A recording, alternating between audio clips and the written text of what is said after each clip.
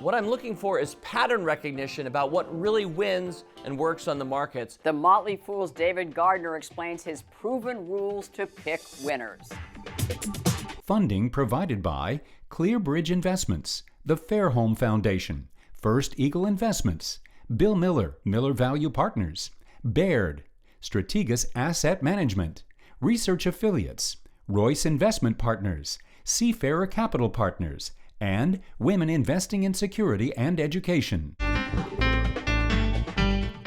Hello and welcome to this edition of WealthTrack. I'm Consuelo Mack. Two of my favorite guests over the years have been Tom and David Gardner, the co-founders of the irreverent and incredibly educational investment service, the Motley Fool, whose goal is to make its subscribers smarter, happier, and richer. David stepped down from his very active stock picking role in May of 2021, but retains his title as co-chairman, chief rule breaker, and chairman of the Motley Fool Foundation. He has also continued a revamped rule breaker investing podcast. Aside from building the Motley Fool into one of the world's largest investment advisory services with his brother Tom, Gardner is known for his stock picking prowess. From 2002 to 2021, his portion of the Motley Fool stock advisor portfolio delivered 21% annualized returns versus the S&P 500's 9% returns. David Gardner's latest accomplishment is the publication of his new book, Rule Breaker Investing: How to Pick the Best Stocks of the Future and Build Lasting Wealth. He's calling it his final word on the stock market. It's a compilation of all of the rule breaker investment advice he has learned and used over the years. I asked Gardner why in this age of indexing does picking stocks still matter? First of all, I think individual stock picking, when done well, will outperform indexing. So that's my strongest argument, I think, for why I think you should buy individual stocks. But I would also say, even if you only equaled the indices, the benefits of actually owning shares outright and being connected with the companies that are in your portfolio, it doesn't have to be all stocks. You could have a mix of stocks and funds, but I think you learn so much more. And I think it's a lot more fun. So I would never want to be robbed of the fun and outperformance that comes from effective, direct stock picking. It's very difficult for an active stock manager to consistently beat the index. And there have been, countless studies about this. Why is that the case? And why do you think that you actually, over your 30 years of investing, have been able to beat the market? I would say, first off, that Peter Lynch, who was such a formative influence for me when I was one generation ago, a much younger investor, left the mutual fund world and wrote One Up on Wall Street, basically saying, hey, everybody, you should buy stocks directly. It's a lot easier to beat the market on your own than being a professional fund manager, because he didn't always have control when he could sell, because if all of a sudden people start redeeming their shares, he was forced out of positions. Also, you cannot really diversify and then hold the great ones to glory. You have to keep rebalancing out of the winners into the losers, and that's also part of what happens with the institutional world. We don't have to do that as individuals. We can buy and find a great company like Netflix or Amazon or Tesla, and we can hold them and allow them to compound over the years and decades. Most of the studies that show that you can't beat the market, it would just be luck, are looking at short-term results. There are very few studies that really look at the long-term performance of people who buy to hold. And if you look at a lot of brokerage firm studies, you'll see, and I'm sure you've seen this, Consuelo, that the most effective accounts are usually the ones that are passively sitting at the brokerage firm. The ones that are being jumped in and jumped out by their brokerage customers, those are the ones that don't do very well, just like the mutual funds. I forgot about my portfolio and it did really well stories, and there are countless ones there. So rule breaker investing, and the subtitle is How to Pick the Best Stocks for the Future. And as I just mentioned, you have the credibility, the street cred, to pose that question, because in the portfolios that you have run at your time at Motley Fool, you have beaten the market. Let's talk about how you picked the best stocks of the past first, and then we'll talk about some of the best stocks that you've identified for the future. Starbucks and Apple and Tesla, Mercado Libre, Amazon. So what makes these companies, these big winners, rule breaker stocks? Well, there are 6 traits of the rule breaker stock, and I'll just focus on the first right now, Consuelo, because I think it's the most important. And I say, this is the phrase I use, top dog and first mover in an important emerging industry. So we're not talking about any single industry. Tech is not an industry, by the way. Right. And the internet is also not an industry, nor is AI going to be an industry. These are powerful technologies. But I'm looking for the companies that are basically building the future.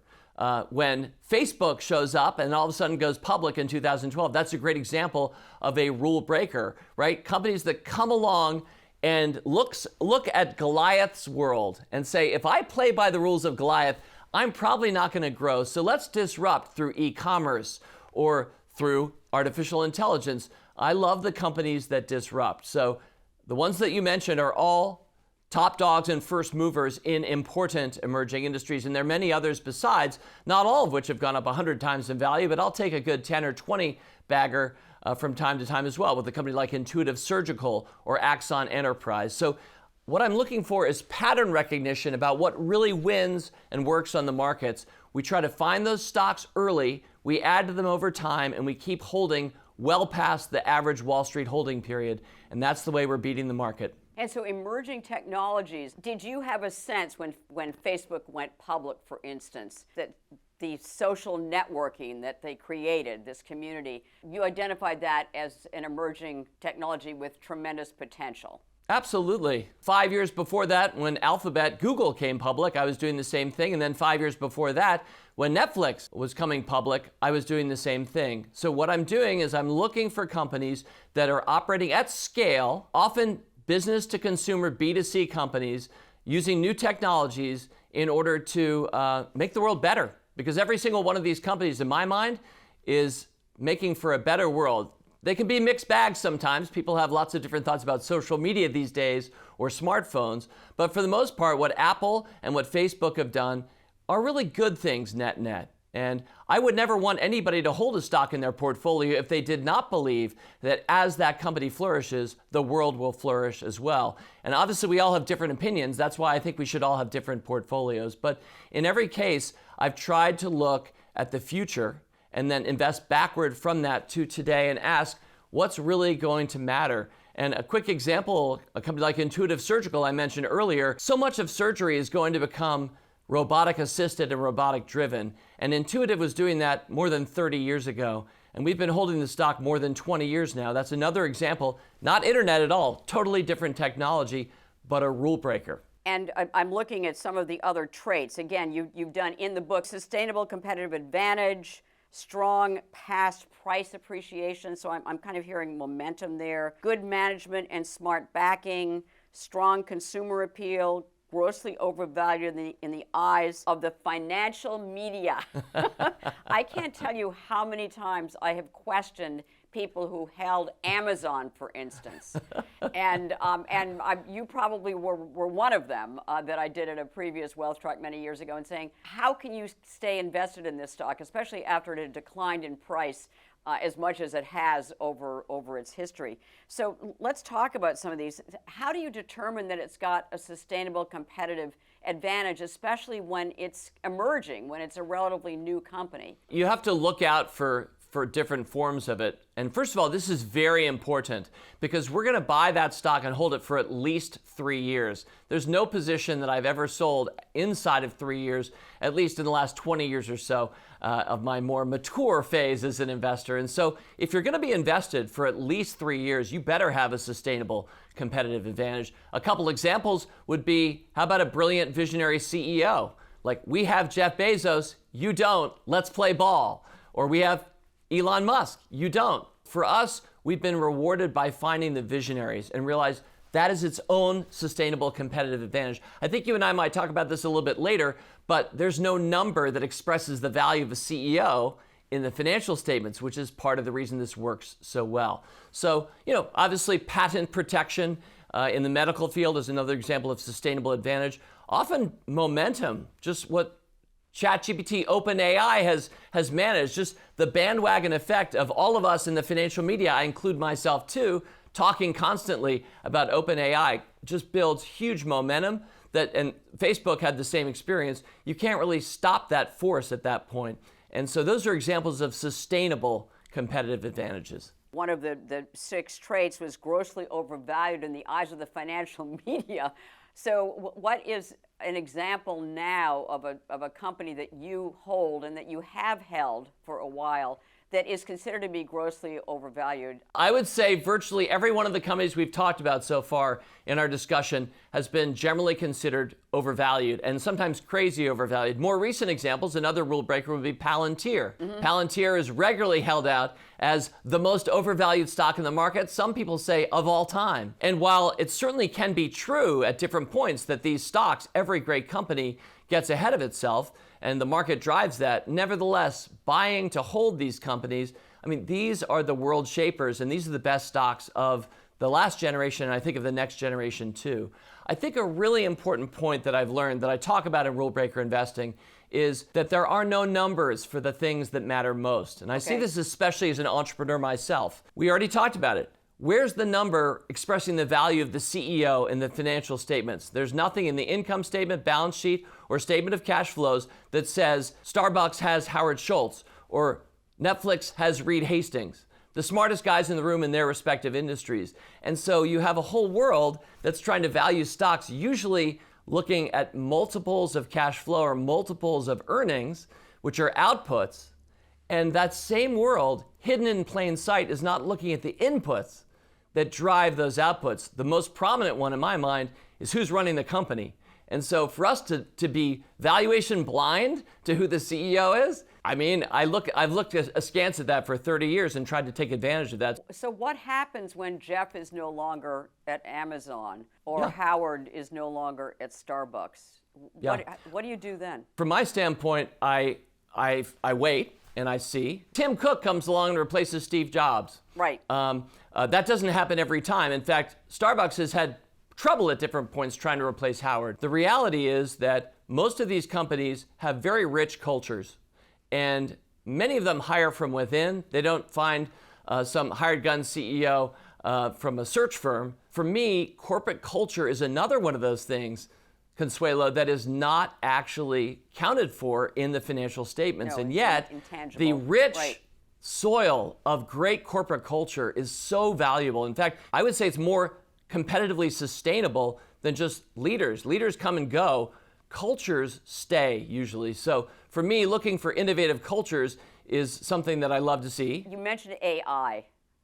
We are undergoing this, AI boom in spending and certainly in market appreciation. Who are the innovators? Have you identified the innovators in AI that you want to invest with or already have invested in? I have a very low cost basis in NVIDIA because I bought and held it since tax day of 2005 for Motley Fool Stock Advisor members. Our cost basis is 16 cents.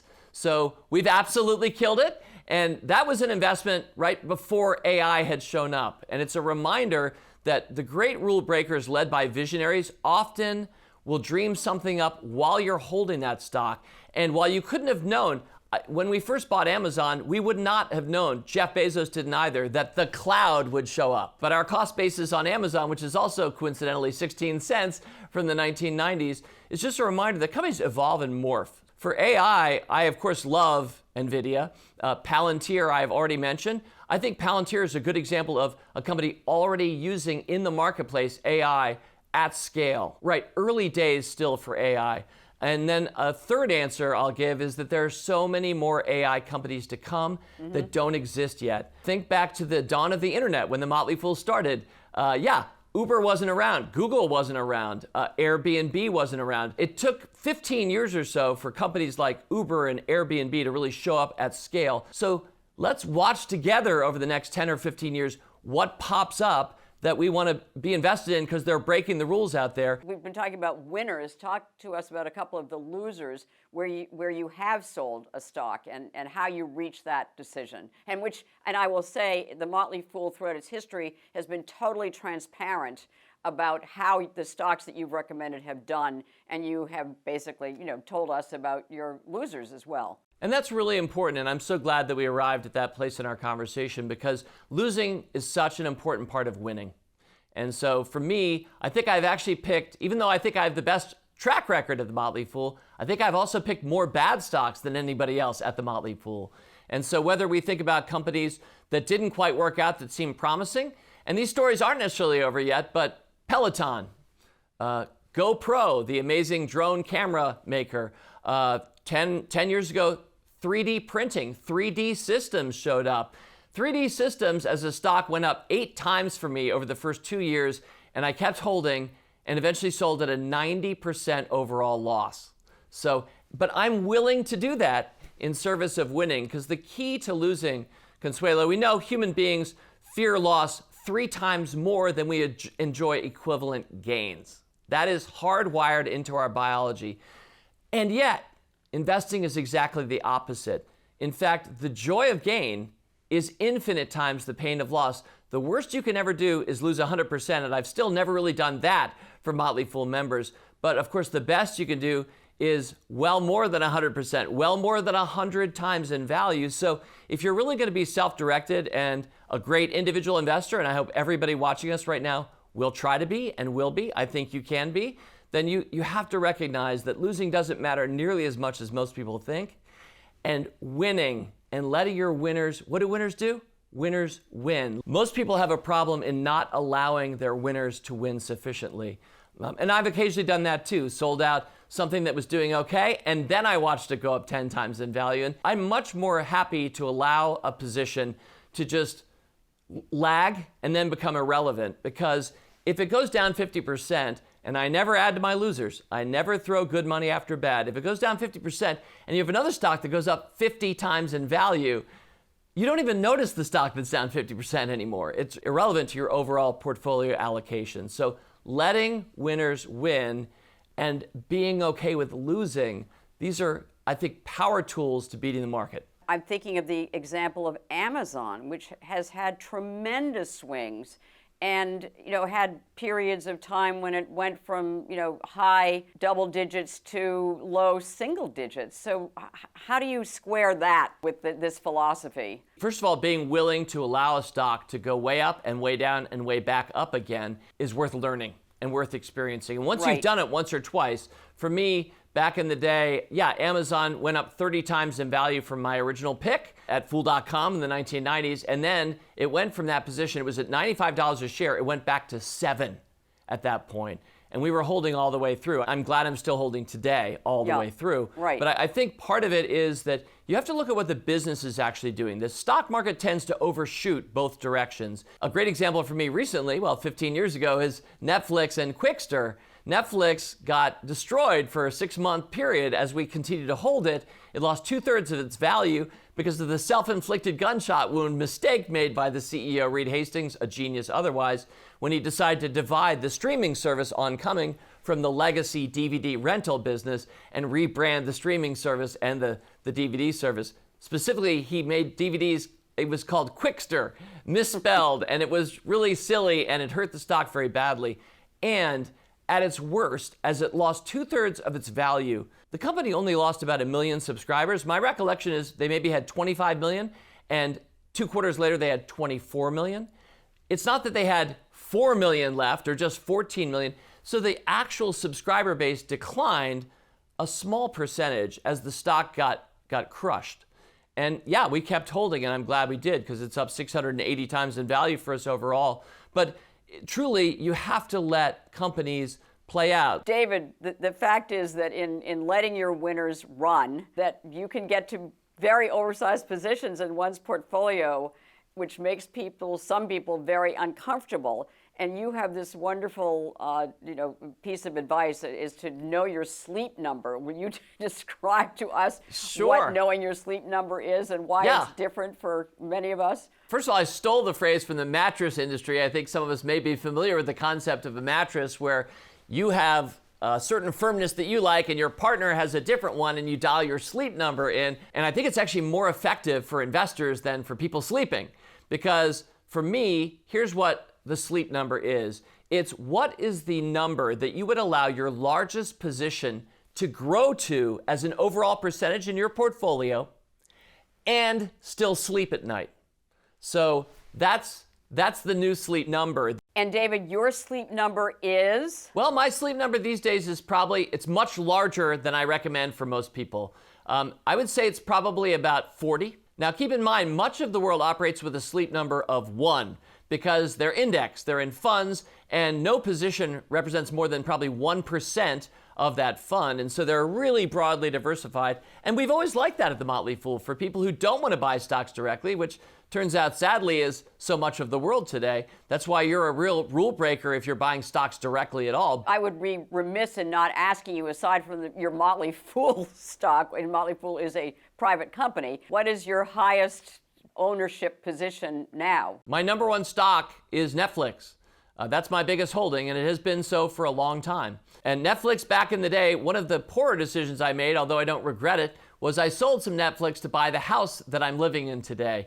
And turns out that was a very expensive mistake. I should have held the Netflix stock. I love my house, it's not appreciated at the same rate, although I can't live inside my Netflix shares. I think that Netflix is beautifully positioned over the next 10 years to continue to lead streaming and increasingly interactive and probably AI-driven storytelling. The company's also diversifying into more video games as well, a business I've always loved as a lifetime gamer. But no company ever gets to be a big sleep number in my portfolio unless it's appreciated to get there. I would never put more than 5% of a portfolio in a new position. David, one investment for a long-term diversified portfolio, what would you recommend that we all own some of? I would say Intuitive Surgical, ticker symbol ISRG on the NASDAQ. This is a company that we've held more than 20 years now at Rule Breakers, and yet I love it even more today than I did back then. Now it's up something like 95 times in value for us from our original point, but we've also added it a number of points since, because the great thing to do when you find a winner is keep adding to your winner over time. And so for me, as the world changes from traditional surgery done by the human hand, very invasive, very expensive, not always so successful, increasing numbers of surgeries, starting with the male prostatectomy, female hysterectomies, and now many other forms of surgery besides.